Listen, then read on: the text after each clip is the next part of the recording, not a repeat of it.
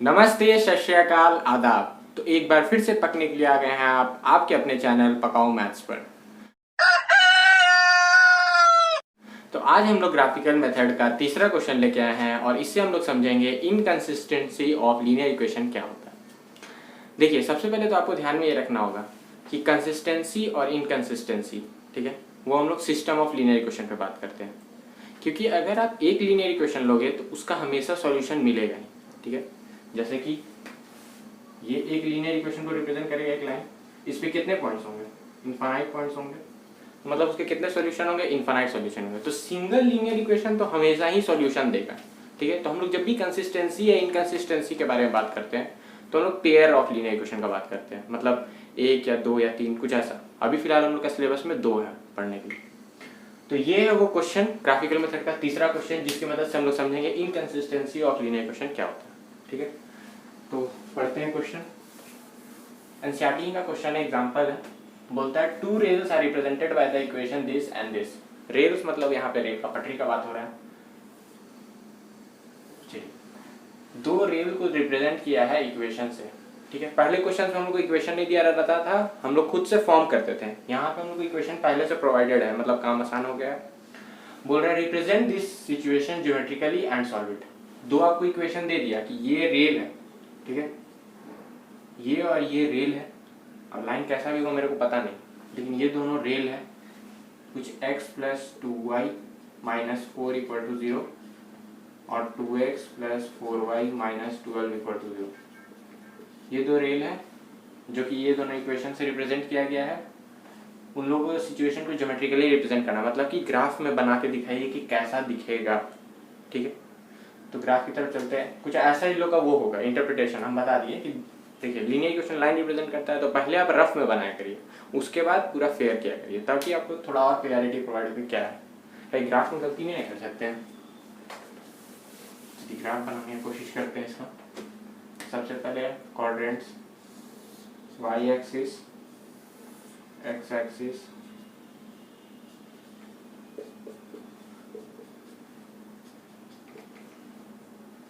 Origin. अब सबसे पहले हम लोग क्या करते हैं, पहला इक्वेशन को लेते हैं, उसका वैल्यू को निकालते हैं और उस वैल्यू को प्लॉट करते हैं, फिर एक लाइन बनाते हैं। यही हमारा स्टेप है जो हम लोग का फॉलो करते हैं। x plus 2y minus 4 equal to 0। Direct X Y का वैल्यू नहीं पुट करते हैं क्योंकि फिर डिफिकल्ट हो जाता है हम लोग को निकालने में वैल्यू। तो किसी एक का निकाल लेते हैं, जैसे y का वैल्यू निकाल लेते हैं। क्या होगा, y यहाँ रखेंगे, x वहाँ चला जाएगा, 4 वहाँ चला जाएगा, माइनस 4 है तो उधर जाके क्या हो जाएगा, plus 4 plus x minus x. अभी 2 से इंटू में तो जाके डिवाइड हो जाएगा, तो y का वैल्यू 4 माइनस एक्स बाई 2। अब x का कुछ वैल्यू पुट करिए तो आपको y का वैल्यू मिल जाएगा। और लीनियर इक्वेशन जो होता है लाइन रिप्रेजेंट करता है, तो हम लोग को दो पॉइंट्स चाहिए जिसकी वजह से एक यूनिक लाइन पास करें। तो दो पॉइंट्स का हम लोग इस्तेमाल करके यूनिक लाइन बना सकते हैं। तो बस दो पॉइंट डालेंगे यहाँ पे, x का वैल्यू 0 डालते हैं। देखिए 0 डालिएगा तो 4/2 क्या हो जाएगा, कट के 2 आ जाएगा, y का वैल्यू 2 आपको मिल जाएगा। तो पहला पॉइंट हो गया 0,2।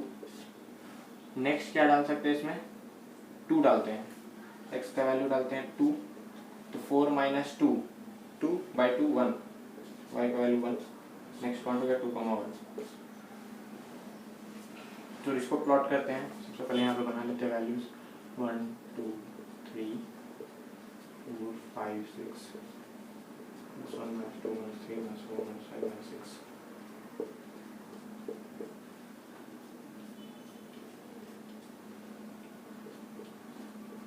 ये सब चीज़ मैं जल्दी जल्दी कर रहा हूँ क्योंकि आप लोग इससे परिचित हैं।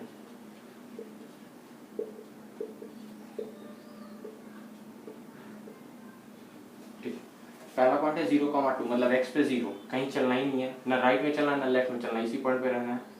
फिर 2, मतलब 2 इसको हाइट रेस करना है, तो इस पॉइंट से 2 हाइट रेस करेंगे तो कहाँ पहुँच जाएंगे, इस पॉइंट पे पहुँच जाएंगे। तो पहला पॉइंट हमारा ये है, ठीक है, 0,2।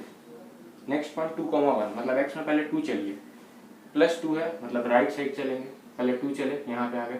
अब हाइट देना है 1, तो यहाँ हाइट दे दिए, ये हो गया, ठीक है।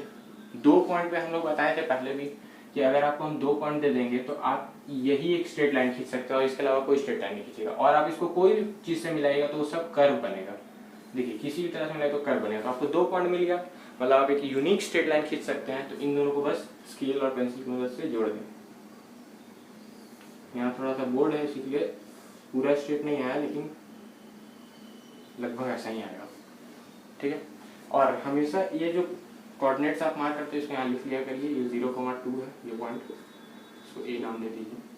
और ये वो पॉइंट है दूसरा B 2,1, ठीक है।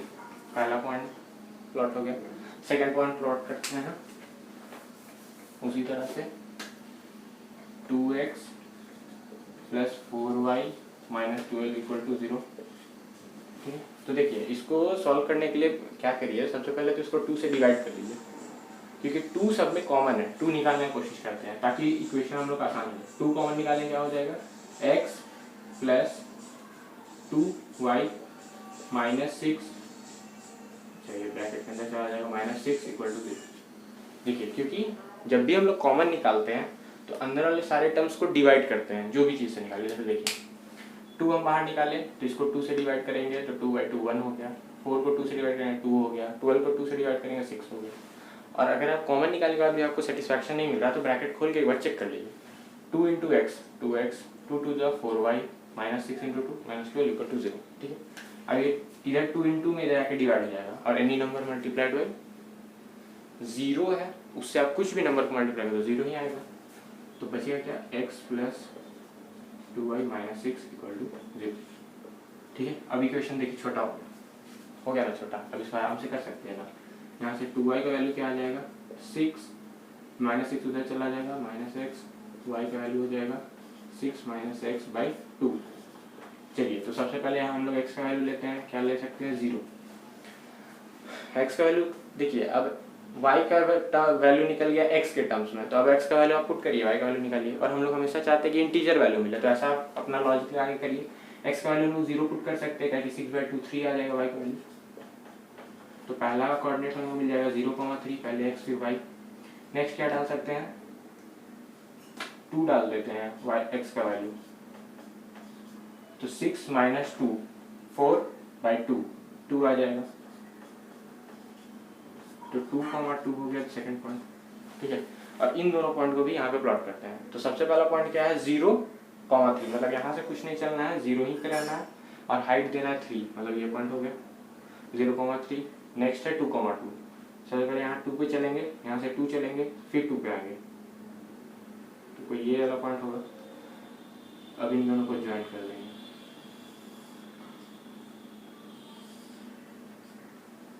देखिए ये पॉइंट है 0,3 और ये पॉइंट है 2,2, ये C ये D। देखिए जगह कम था, आपको थोड़ा सा गजमज दिख रहा है, लेकिन आप बात को समझिए। ए पॉइंट था 0,2, बी पॉइंट था 2,1, जिसके वजह से हम लोग पहला लाइन प्लॉट किए, जो कि था x + 2y - 4 = 0। हमेशा लाइन के सामने उसका इक्वेशन लिख दीजिए ताकि आपको समझने में आसानी हो। नेक्स्ट ये था 2x + 4y - 12 का इक्वेशन पर लाइन, ठीक है।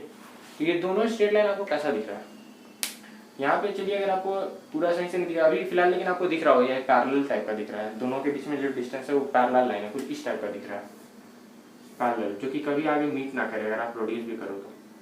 ग्राफ में आप बनाओगे तो और आपको सही दिखेगा। यहाँ थोड़ा सा समझिए बोर्ड के परेशानी, ठीक है। ये पैरेलल लाइन दिख रहा है, ठीक है। मतलब कि आपने जब पहला क्वेश्चन सॉल्व किया था हमने, तो वहाँ पे हमें एक इंटरसेक्टिंग लाइन्स मिला था, 2 इंटरसेक्टिंग लाइन, तो हमको पता चला कि एक यूनिक सॉल्यूशन होता है। क्योंकि अच्छा, जगह की कमी की वजह से हम लोग इस चीज़ को अभी डिस्कस करते हैं, इसे जब तक पहले नोट कर लें। हाँ तो चलिए उस कंडीशन को हम लोग अब डिटेल में यहाँ डिस्कस करते हैं। हमारा ग्राफ कैसा आया, पैरेलल लाइन।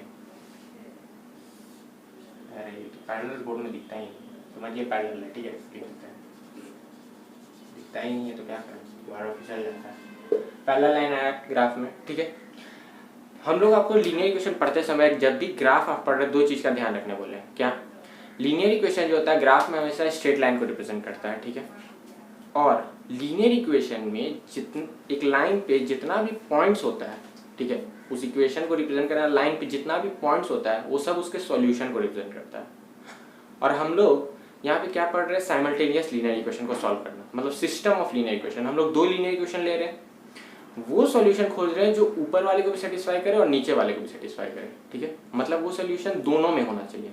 तो इसका मतलब जब हम लोग उसको ग्राफिकली देखेंगे तो वो पॉइंट दोनों लाइन पे होना चाहिए, यही मतलब होगा, ठीक है। इसको चीज को खुद से सोचे तो और समझ में आएगा।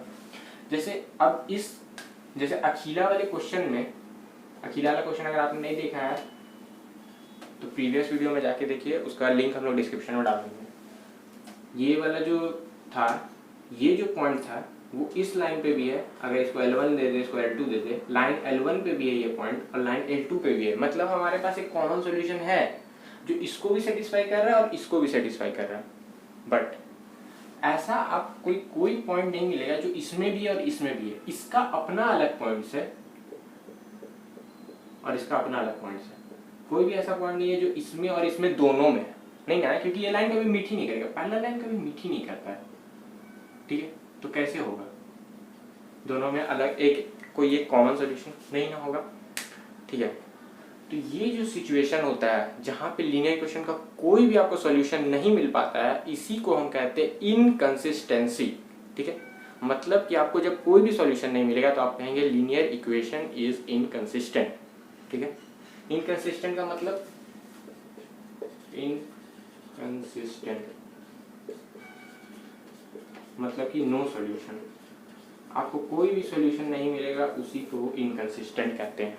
और उसी तरह कंसिस्टेंट किसे कहते थे, हम लोग पहले भी डिस्कस किए। कंसिस्टेंट मतलब कि सॉल्यूशन होगा, उससे नहीं मतलब है कि एक सॉल्यूशन होगा या इनफाइनाइट सॉल्यूशन होगा। जैसे कि ये था एक सॉल्यूशन वाला केस, यूनिक सॉल्यूशन,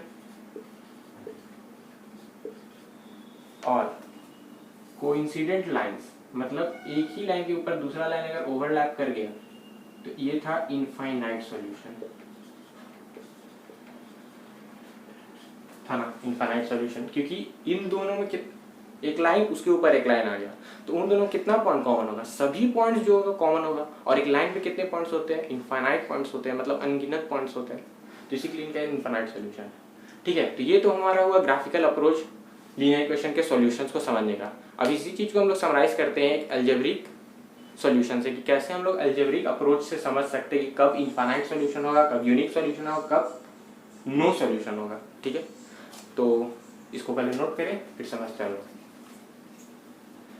तो ये है हमारा समरी जो हमने ग्राफिकल मेथड से पढ़ा। क्या था समरी, ये हमारा अखिला वाला क्वेश्चन था, क्वेश्चन नंबर 1, ठीक है। अब ग्राफिकल सॉल्यूशन का नंबर 1 वीडियो देखिए, और यहाँ पोल है, इसके बारे में हमने समझाया कि कैसे ये आया, कैसे हमने सॉल्व किया। ये है रोमिला वाला क्वेश्चन कि कैसे हम लोग इसको सॉल्व किए हैं, ये उसके बाद वाला वीडियो में। और ये आज का वीडियो में हमने देखा x + 2y - 4 दिस, ठीक है। तो सबका क्या क्या हुआ था ये देख लेते हैं। यहाँ पे क्या आया था, लाइन इंटरसेक्ट किया था, मतलब आपको एक यूनिक सॉल्यूशन मिला था, ठीक है। यहाँ पे आपको एक यूनिक सॉल्यूशन मिला था, ठीक है। तो शॉर्टकट में लिखते हैं यूनिक सॉल्यूशन मिला था, लाइन इंटरसेक्ट किया था। यहाँ पे क्या हुआ था 2x + 3y - 4, इसमें यहाँ पे आपको मिला था इनफाइनाइट सॉल्यूशन, ठीक है। और इसमें क्या मिला था आपको, अभी हम लोग देखें पैरेलल लाइन हुआ था तो कोई मीठी नहीं करेगा एक दूसरे से, मतलब कि नो सॉल्यूशन, ठीक है।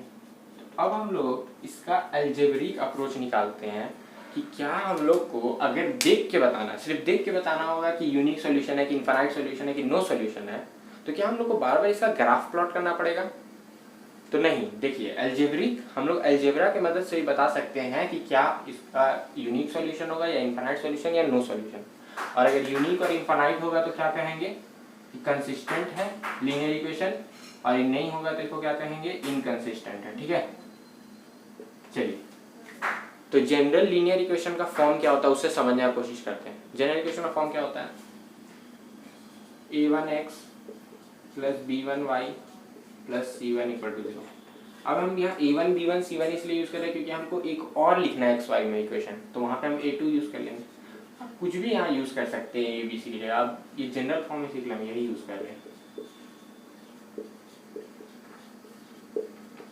हम। जैसे अभी a b c लिख देते तो आप यहाँ d e f भी यूज कर सकते थे, लेकिन हम a1 b1 c1 में आपकी मर्जी, इसके लिए लेके कंफ्यूज मत होइएगा, ठीक है। ये दो लीनियर इक्वेशन हो गया जो इसका फॉर्म है, ठीक है। सर हम लोग यूनिक के लिए चेक करते हैं कि क्या अलजेब्रिक कंडीशन होगा, ठीक है, जिससे हम लोग देख के बता सकते हैं यूनिक सॉल्यूशन होगा। तो हम लोग ऐसा करते हैं, इस इक्वेशन और इस इक्वेशन को हम लोग कंपेयर करके सबका वैल्यू लिखते हैं, ठीक है। A1 A2 B1 B2 सब सबका वैल्यू लिखते हैं। A1 क्या होगा, अगर ये पहला इक्वेशन है, ये दूसरा इक्वेशन है, तो A1 को कंपेयर करिए, क्या होगा, A1 1 होगा, है 1, A1 की जगह x की जगह x, A1 की जगह 1 हो जाएगा, y की जगह y और B1 की जगह क्या, बीच में प्लस है, यहाँ माइनस है, तो बीच में पहले प्लस करिए, अंदर होगा माइनस, क्योंकि प्लस माइनस माइनस। अब देखिए उस फॉर्म में आ गया प्लस, y की जगह y, B1 की जगह क्या आएगा -2, C1 की जगह क्या आएगा, C1 की जगह कुछ नहीं है, 0 हो जाएगा, ठीक है। और अब नेक्स्ट वाले को कंपेयर करिए, A2 की जगह क्या आएगा, खुद से लिखने की कोशिश करिए वीडियो पॉज करके। A2 की जगह 3, B2 की जगह 4, C2 की जगह -20। एकदम सिंपल है, बस कंपेयर करते जाना। जब भी ये वाला हम लोग लिखते हैं तो इसमें बस एक ही गलती बच्चे करते हैं, वो जनरल फॉर्म से कंपेयर करके प्लस माइनस में गलती करते हैं। तो हमेशा जनरल फॉर्म में प्लस होता है, हम लोग को अंदर माइनस लेना पड़ता है, ठीक है। बीच में जनरल फॉर्म में हमेशा प्लस होता है, तो पहले उसको जनरल फॉर्म के फॉर्म में लिखिए। मतलब अगर हमको इसको पहले जनरल फॉर्म के फॉर्म में लिखना होगा तो हमको यहाँ बीच में पहले प्लस लगाना होगा और इस माइनस को अंदर लेना होगा। अब -20 हुआ वो, ठीक है। तो इसी के लिए C2 देखिए -20 है, क्या कि यहाँ प्लस C2 था, तो बीच में प्लस हो गया, तो बचा जो होगा वो C2 हो जाएगा, ठीक है। ये हो गया। तो अब यहाँ से हम लोग निकालते हैं A1/A2। देखिए अब ऐसा क्यों निकाले, क्योंकि ये कंडीशन है, ठीक है। यहाँ तक कैसे पहुँचेंगे इसका, अगर आपको डेरिवेशन इसका जानना है तो थोड़ा सा हाई लेवल हो जाएगा। अगर आप फिर अगर उस जानना चाहते हैं डेरिवेशन तो आप कमेंट करिएगा, हम लोग उसके बारे में सोचेंगे। A1/A2 और B1/B2 हम लोग निकालेंगे, ठीक है। ये दो चीज़ हम लोग कैलकुलेट करेंगे क्या होगा, ठीक है। तो A1 क्या है 1, A2 क्या है 3, 1/3 हो गया। B1 क्या है -2 और B2 क्या है 4, यहाँ पर 4 लिखिए, कैलकुलेट करिए इसको, ये तो आ जाएगा -1/2। चलिए तो यहाँ से हम लोग को साफ साफ दिख रहा है कि A1/A2 जो है वो B1/B2 के बराबर नहीं है।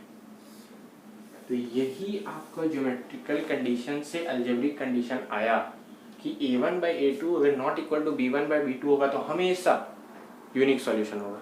अब कैसे, हम लोग इसमें तो इनफाइनाइट सॉल्यूशन आया था, हम लोग को पता है, इसमें नो सॉल्यूशन, तो इसके लिए हम लोग चेक करके खुद से देख लेते हैं एक बार, ठीक है।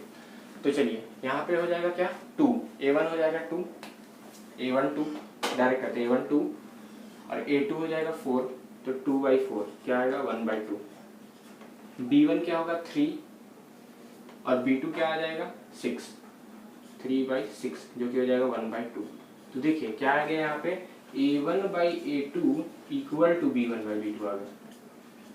देखिए A1/2 इक्वल टू B1/B2 आया। अगर नॉट इक्वल टू आता ना तो पक्का इसका यूनिक सॉल्यूशन आता, लेकिन इसका यूनिक सॉल्यूशन नहीं, इनफाइनाइट सॉल्यूशन, इसी के लिए नॉट इक्वल टू नहीं आया, इक्वल टू आया, ठीक है। तो हम लोग देखते हैं आगे कि क्या कंडीशन होगा इनफाइनाइट सॉल्यूशन के लिए। तो इसे कॉपी कर लें। तो पहला हम लोग का क्लियर हो गया, क्या था यूनिक सॉल्यूशन के लिए condition A1/A2 not equal to B1/B2, ठीक है। ये पहला क्लियर हो गया। अब हम लोग सेकंड के लिए चेक करते क्या हो सकता है, उसी तरह A1/A2 B1/B2 और C1/C2 सब निकालेंगे। तो A1 निकालिए, अब जल्दी जल्दी खुद से करिए। A1 क्या हो जाएगा 2 हो जाएगा, जनरल फॉर्म से कंपेयर करते जाइए, खुद से लिखते चले जाइए। A1 हो जाएगा 2, B1 हो जाएगा 3, C1 हो जाएगा -9। देखिए फिर यहाँ पे -9 वाला यहाँ पे गड़बड़ करता है, खुद से देखिएगा, बीच में प्लस रहना चाहिए, माइनस अंदर जाना चाहिए, ठीक है। A2 होना चाहिए, क्या होगा A2 4 होगा, B2 क्या होगा 6 होगा और C2 क्या होगा -18, ठीक है। तब सारा रेशियो को निकालते A1/A2 B1/B2 और C1/C2 क्या आएगा। अगर आपको ये जानने में इंटरेस्टेड है कि क्यों हम लोग A1/A2 और B1/B2 ही निकाल रहे हैं, तो इसके लिए आपको इसका डेरिवेशन को समझना होगा। तो अभी हमारे कोर्स में डेरिवेशन नहीं, इसी के लिए हम लोग नहीं बता रहे हैं। बस अभी आप इस कंडीशन को समझिए कि वो चीज़ यहाँ सेटिस्फाई हो रहा है कि A1/A2 क्या होगा, A1/A2 2/4 हो गया 1/2। B1/B2 क्या होगा 3/6 6 से कट के तो 1/2 ही आ गया। नेक्स्ट है C1/C2 -9/-18 कट क्या आ जाएगा, माइनस माइनस कैंसिल हो जाएगा, 9/1/2। तो देखिए हम लोग क्या मिल रहा है, a1/b2 equal to b1/b2 equal to c1/c2। ठीक है, ये कंडीशन है, a1/a2 equal to b1/b2 equal to c1/c2। ये कंडीशन हो गया कब, जब आपको इनफाइनाइट सॉल्यूशन मिलेगा।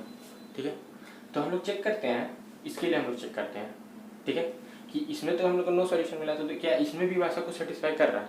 ठीक है, आगे सहूलियत के लिए चेक कर दे रहे हैं, a1/a2 निकालते हैं यहाँ से, a1 b1 2, तो 1/2, यहाँ से b1 2 b2 4, तो 2/4 मतलब 1/2।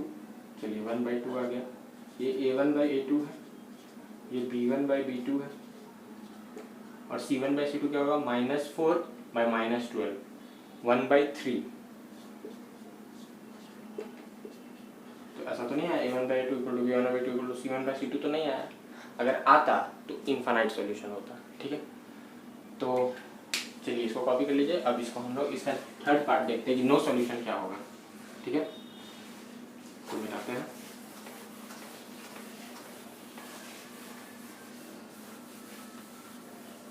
थर्ड पार्ट भी एकदम सिंपल है, अभी हम आपको यहाँ हिंट भी दिए कैसे होगा, उसमें क्या आ रहा था।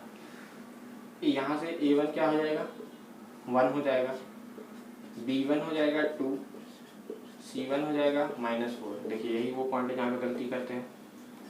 a2 हो जाएगा 2, कंपेयर बस करते जा रहे हैं और लिखते जा रहे हैं।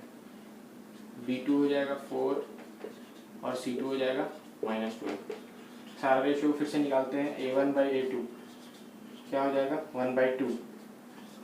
Next b1/b2 2/4 means 1/2, c1/c2 -4/-12, minus cancel, 4/12 1/3 हो जाएगा। 4 इसको कैंसिल करेगा, 12 को 3 टाइम्स में 1/3। तो यहाँ से आपको क्या दिख रहा है, a1/a2 b1/b2 को बराबर है, लेकिन c1/c2 को बराबर नहीं है। इसको लिख लेते हैं एक बार, a1/a2 equal to b1/b2 is not equal to c1/c2।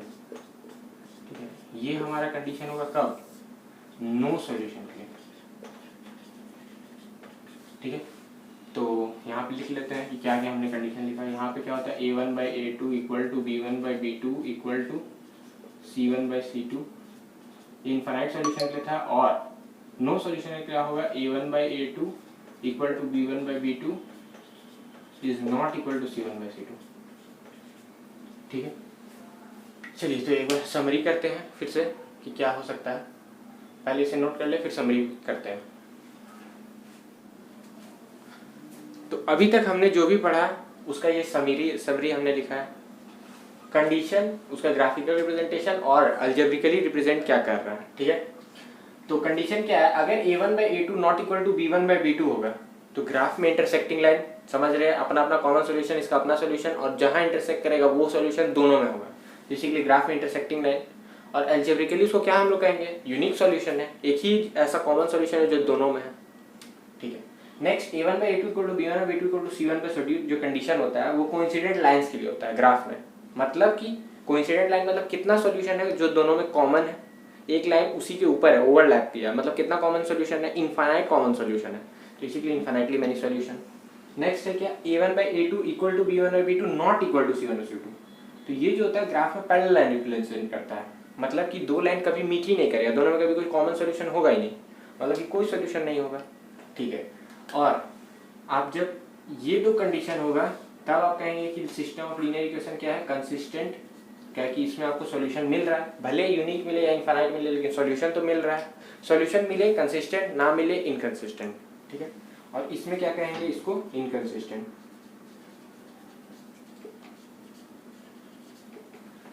तो इसी के साथ हमारा ग्राफिकल मेथड खत्म होता है और हम लोग आगे चलेंगे सॉल्यूशन अपने अलग मेथड से देखने के लिए, जहाँ सब्स्टिट्यूशन, एलिमिनेशन, क्रॉस मल्टीप्लिकेशन को सीखेंगे। तब तक के लिए पढ़ते रहे, stay healthy, stay safe, bye.